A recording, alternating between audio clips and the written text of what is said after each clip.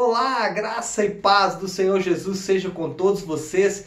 Uma ótima quarta-feira para todos nós. Quarta-feira, 6 de maio de 2020. Estamos ainda no confinamento dos homens, mas sempre na liberdade do Espírito, porque se o Filho vos libertar, verdadeiramente sereis livres. E glória a Deus, porque aprova o Senhor nos salvar com tão grande salvação, e por isso nós glorificamos o nome do Senhor. Pessoal, quarta-feira é sempre dia que eu reservo para dar uma palavra pastoral direcionada aí ao nosso coração, para fortalecer a nossa alma e o nosso espírito aí durante a semana que estamos passando, principalmente em dias como esse, dias que são dias maus. Deixe-me ler com você um texto. Na verdade, esse texto foi parte da minha exposição bíblica no último domingo, mas esse texto tem mexido com o meu coração e tem sido, eu tenho usado muito ele nas minhas orações, nos meus devocionais. Eu queria te incentivar também, porque é um texto muito lindo, que vai trazer exatamente parte da identidade do nosso Senhor e Salvador Jesus Cristo. É Marcos, capítulo 6, versículo de número 34. Olha o que está escrito.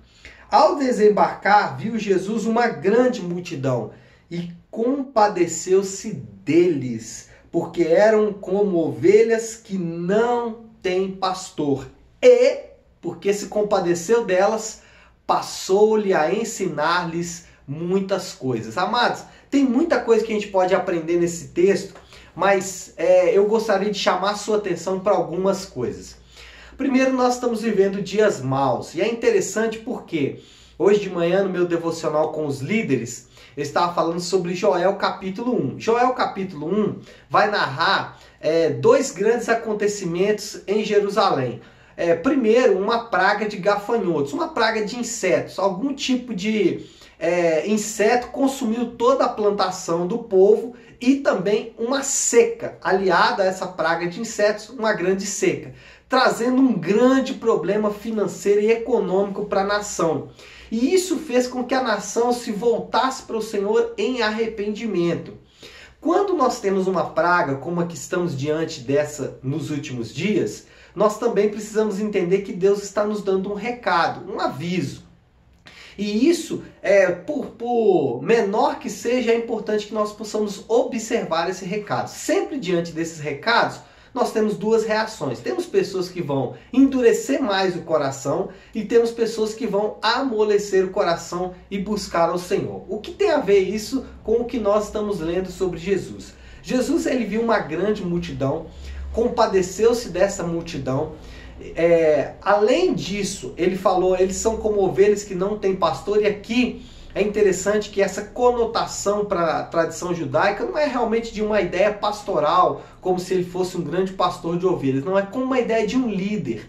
Tanto é que ele começa a fazer o que com eles? Eles são ovelhas como pastor, mas ele não vai curar suas feridas, ele vai ensiná-los, ou seja, vai liderá-los para aquilo que realmente eles precisam. Bom, qual é a aplicação que nós podemos fazer disso para o nosso dia a dia? Para esse dia de hoje, para essa quarta-feira, para essa semana?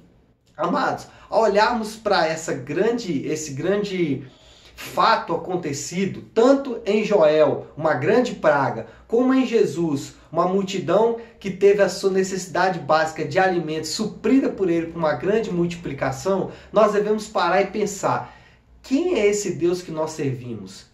Quem é esse capaz de olhar para a multidão e compadecer-se? Quem é esse capaz de multiplicar os pães para dar de alimento para essa grande multidão? Esse é o nosso Deus.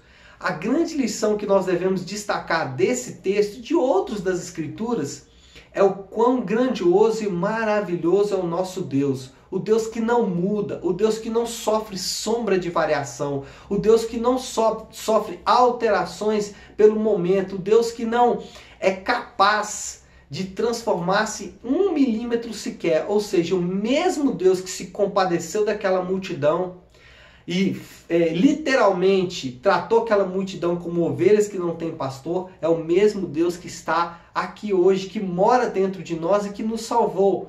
Então a mensagem que fica para mim e para você é quão grandioso é o Deus que nós servimos, quão maravilhoso é o Deus que nós servimos. Na verdade, nós não temos motivos para nos apavorar.